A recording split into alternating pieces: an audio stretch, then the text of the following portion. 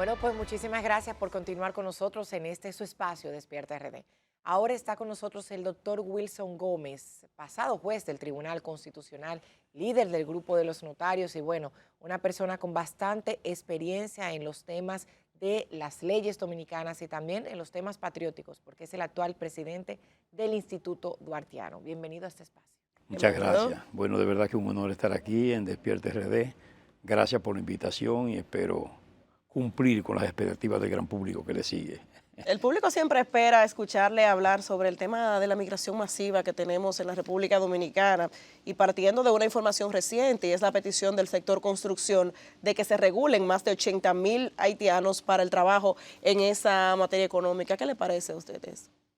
Bueno, la verdad es que cuando uno ve estas cosas, se da cuenta que hay sectores de la vida nacional que continúan por una línea equivocada de privilegiar el interés particular antes el interés supremo de la nación.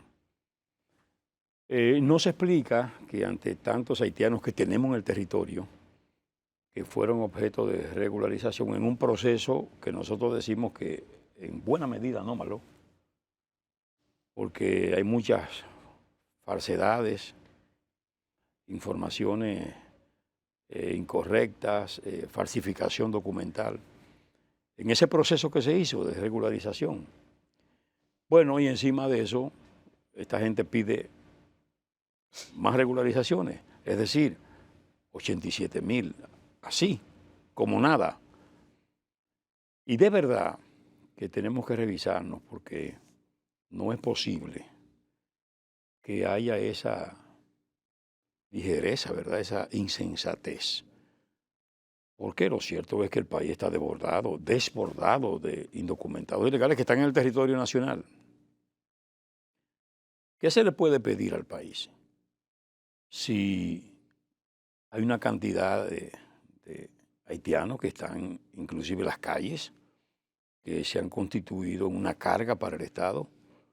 ¿Verdad? Pueden perfectamente procurar los servicios de esos que están aquí y que están inclusive ya legitimados por ¿Qué ese cantidad proceso. se regularizó aquella vez?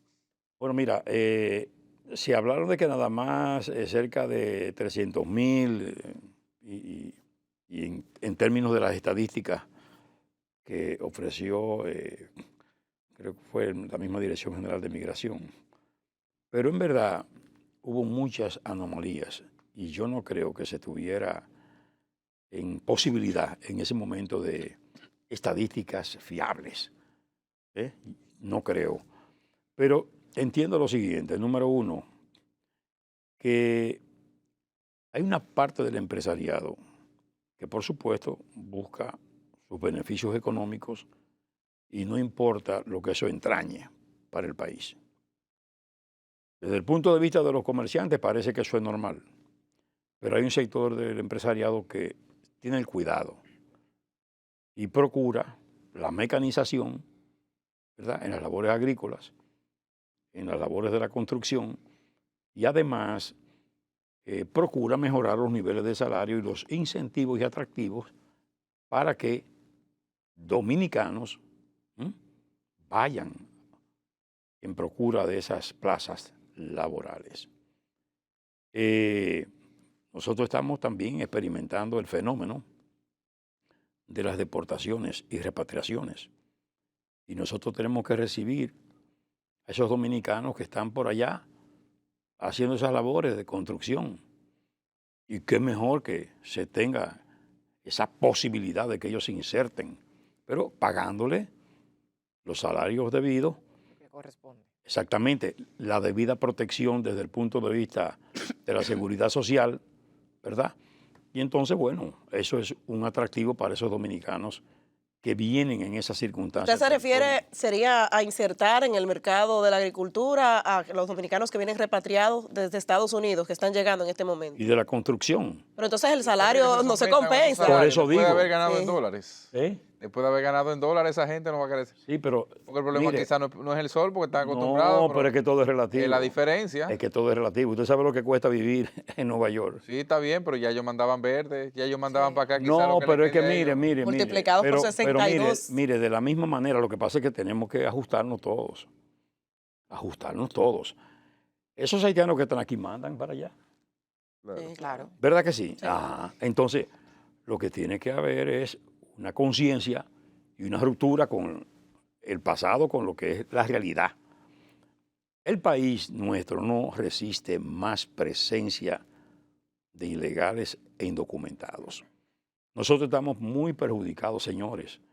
Es que no es posible esa carga que está soportando el país nuestro en su presupuesto con estas parturientas que nos salen costosísimas. Magistrado, pero hay un detalle. Ese aumento que hemos visto de indocumentados haitianos en el país es por falta de acción del Exacto, gobierno, exacto, ¿verdad? Pero exacto. esa falta de acción también va ligada a otros temas de preocupación que hemos visto que usted mismo ha denunciado frente a, la cabeza del Instituto Duartiano, que es falta de respeto a los símbolos patrios.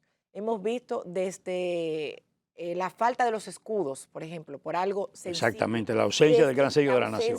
Exactamente, o sea, desde algo tan simple y sencillo como esto, se va de alguna forma encaminando a esa falta de interés, a esa falta de preocupación y obviamente a la falta de acción de las autoridades a cuidar nuestra soberanía y también nuestra identidad.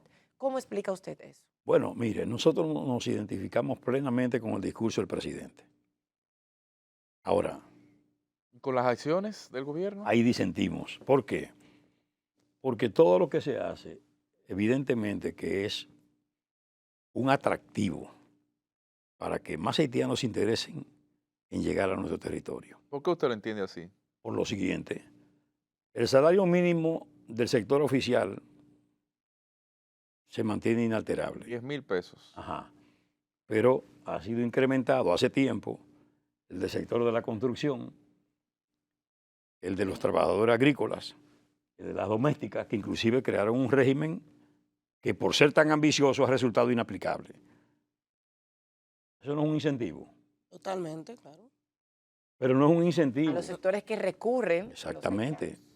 Y no es un incentivo que niños sin documentos lleguen a las escuelas, se beneficien de todos los programas de calzado, de uniforme, de libro, de efectos tecnológicos, de transporte, de desayuno, de merienda, de almuerzo, y encima de eso, 1,000 pesos por cada niño a los padres. Sí, porque se incluyen los haitianos Ajá, que tienen claro. regulado un niño en un centro del sector público. Claro, y entonces, el haitiano que se queda allá con su familia es porque no ha podido de alguna manera conseguir los recursos para movilizarse. Y no es ¿Entiendes? eso, digamos, atacar la consecuencia del problema y no la causa. Porque la causa inicia en el cruce de los haitianos en la frontera, por ejemplo, Bueno. que es el ingreso al territorio dominicano. Ya digamos que cuando ellos llegan aquí a República Dominicana y se insertan en la vida de forma ordinaria, lo que queda es o deportarlos, en los casos de que existe irregularidad, o sencillamente adquieren los mismos derechos prácticamente, salvo los de ciudadanía, que son otro tipo de derechos, pero los de convivencia, vamos a decir, que los que están en territorio dominicano. Sí, pero también eso es causa. Eso es causa porque eso genera el interés. Ahora, a la par, el Estado Dominicano no se ha sentado a plantearse el problema y a procurar alternativas. Se habla de la frontera y de los cuidados de frontera, pero no ha habido una acción concreta orientada a mejorar la situación de la frontera. Pero, magistrado, por primera vez hemos visto al presidente Abinader quizás referirse al tema de la presión internacional abiertamente. Sí, ¿Usted cree que ahora, siendo el Instituto Duartiano uno de los primeros en hablar de este tema, de esa presión que existía desde el inicio, ¿verdad? y existe. Con este tema de aceptar a los indocumentados haitianos, ¿usted cree que ahora con esta nueva administración de Donald Trump haya alguna diferencia?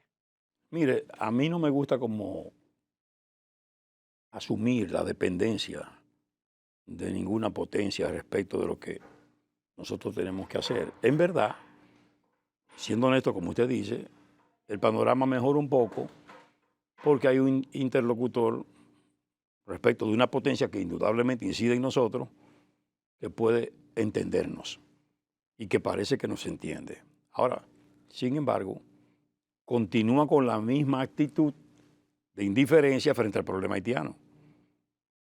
Que el problema lo resuelven las élites haitianas. Ellos saben bien que las élites haitianas se benefician de lo que hay ahí, de ese desorden. Nutridos en el caos. Claro que sí, porque eso es lo que les facilita todo lo que ellos hacen, los enriquecimientos, los negocios, llega allí todo. Allí no hay control de nada.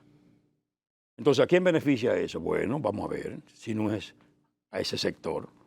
Entonces, ha faltado responsabilidad por parte de esas potencias, Estados Unidos, Canadá, Francia, los organismos internacionales, que su razón de existencia es precisamente ir en auxilio de los estados, de las naciones que se ven en una situación de infortunio. ¿Cómo analiza usted el tema del recorte de los recursos, por ejemplo, a USAID, que en República Dominicana de alguna manera han alimentado instituciones que han dado soporte y han servido de apoyo al tema haitiano en el país?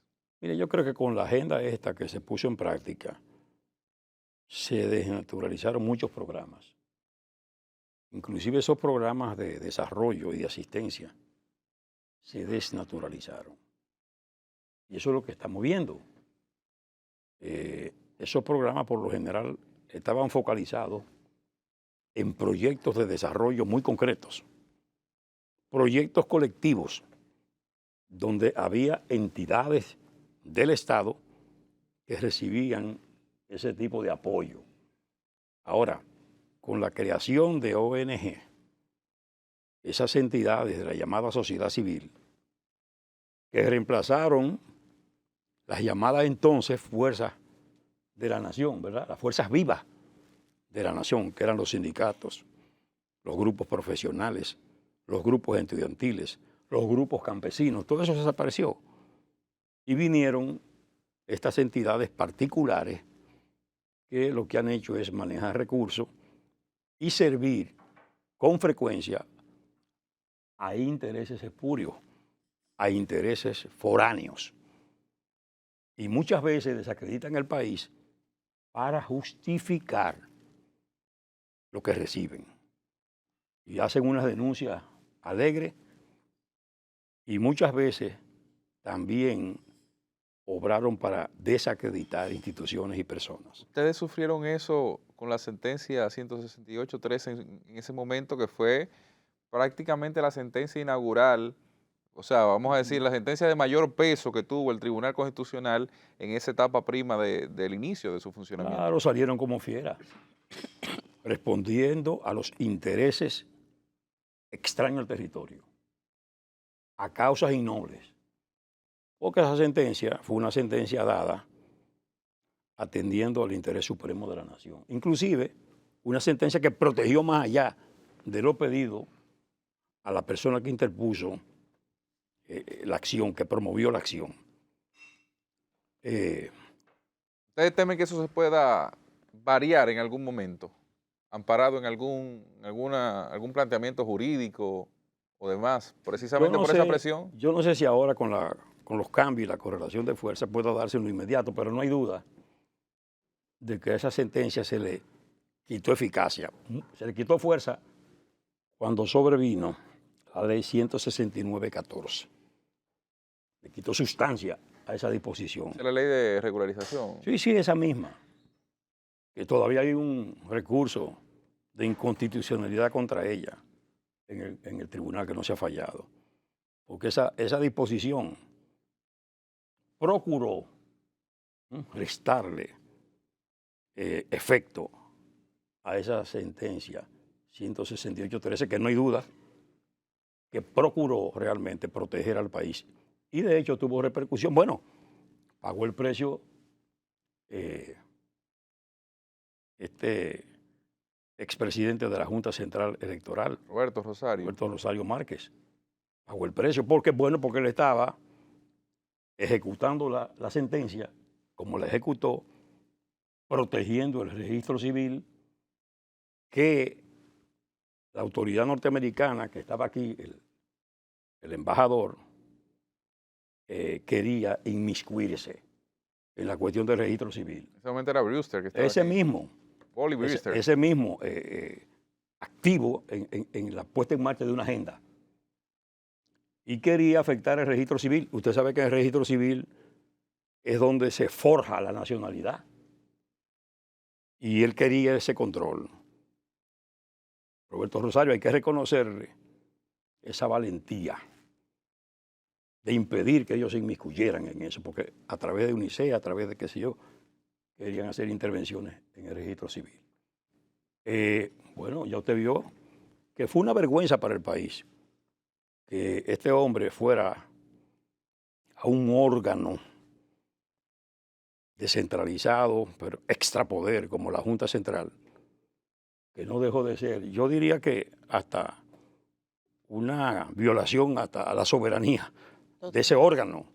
¿Entiendes? Porque ese es un órgano que está blindado y protegido. Claro. Magistrado, así como usted destaca la valentía de algunos dominicanos también, por el contrario, hay autoridades actuales que de alguna manera se le nota que les restan la importancia al tema, alegando de que hay un grupo de la ciudadanía que se ha enfocado en solamente los ciudadanos o los nacionales haitianos, pero alegan que ahora el aumento de los venezolanos en el país es significativo, el aumento de los chinos en el país es significativo.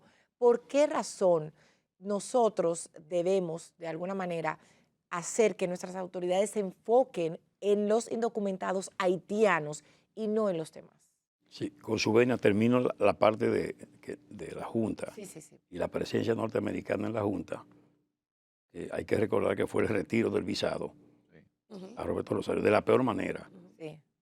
Y no hubo una reacción por parte de las autoridades, porque ahí el presidente de la República tenía que reclamar explicación. Porque es bien sabido que es un derecho y es potestativo de los estados conceder o no un visado, una autorización para visitar a su país. Pero estamos ante un alto funcionario de la nación, que no era cualquier cosa. Que quiere categoría diplomática. Claro, y que tenía que explicar la razón. Porque usted, Y usted puede hacer eso con un Y es ciudadano una común. revocación, no una negación. O Exactamente. sea, si usted va al consulado y a usted le niegan el visado, es una cosa. Porque usted no cumpla con las condiciones, porque usted no esté conforme. Ahora, que usted lo tenga y se lo quiten No, en una institución del Estado, ¿y de qué públicamente, manera? ¿Y de qué manera? es otra cosa. Entonces, aquí todo el mundo cayó. Es una vergüenza. Todo el mundo mutis. Nadie dijo nada. Hasta ahí llega la desvergüenza muchas veces de la gente nuestra y por eso nos irrespetan. Entonces, usted se refería a una... Los funcionarios del gobierno que a veces son enemigos de la... Y que Y pro haitianos, muchos de ellos también. Se justifican diciendo de que no son solamente los nacionales haitianos los que... Ah, sí, que están los venezolanos, sino que... también que son otros. Mire qué es lo que pasa. El tema de los derechos humanos también. Es que a veces la gente quiere como confundirse porque procuran ellos mismos hacerse su propia situación difícil, porque eso está a la vista y no hay que explicarlo. El problema es el siguiente. El problema es que la presencia haitiana es una presencia amenazante, por cuanto, si nos vamos a la historia, nos vamos a dar cuenta de dónde viene la actitud del haitiano con respecto a nuestro país. Lo primero es que ellos se resisten a respetar las reglas en el país, desde las simples, ¿verdad?, hasta las complejas. No les rinden tributo a la patria, no asumen esto nunca como su patria, aunque digan que son dominicanos, ese sentimiento no se expresa, no se manifiesta, y ellos son víctimas de ideas que se le pusieron en su cabeza en el sentido de que nosotros los desplazamos de lo que Nos era ven como de ellos. enemigos a nosotros. Exactamente, claro, hay una adversidad. Y todo el mundo lo sabe, por eso se dan esos crímenes con tanta hazaña y esas actitudes. Señores, nosotros vamos a las escuelas y los profesores nos dicen que hay una resistencia a ponerse de pie para tributar el himno nacional o la bandera cuando se sube o se baja. Eso es grave. ¿Entiende?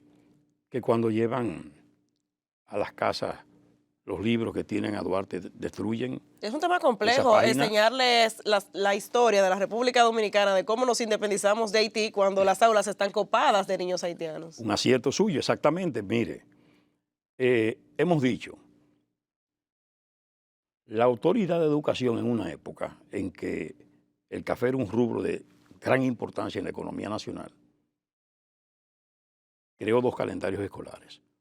Uno para la zona cafetalera y otro ordinario. En el momento, la autoridad nacional ha debido sentarse a plantearse 2 calendarios. Un calendario para los dominicanos y un calendario para esa masa de niños y jóvenes haitianos que están en las escuelas, para administrarle una educación especial tomando en cuenta su condición y lo que le inculca el poder y la gente de incidencia en Haití a ellos con respecto a la historia nuestra. Porque como usted dice, qué difícil para un maestro plantearse la historia cuando hay un 55% haitiano en alguna zona, 40%, etcétera, para decir la historia como tiene que decirla. Wilson, ¿ustedes tienen alguna observación con el tema de la cedulación? Que se dará próximamente una nueva cédula de identidad en República Dominicana con otros estándares. ¿Han conversado con la Junta de ese tema? ¿Han planteado observaciones a ese procedimiento? Mire, yo creo que ellos están haciendo lo correcto. Nosotros estamos pendientes de algunas cosas que son de forma, que el escudo nacional sea el oficial, por ejemplo. Okay.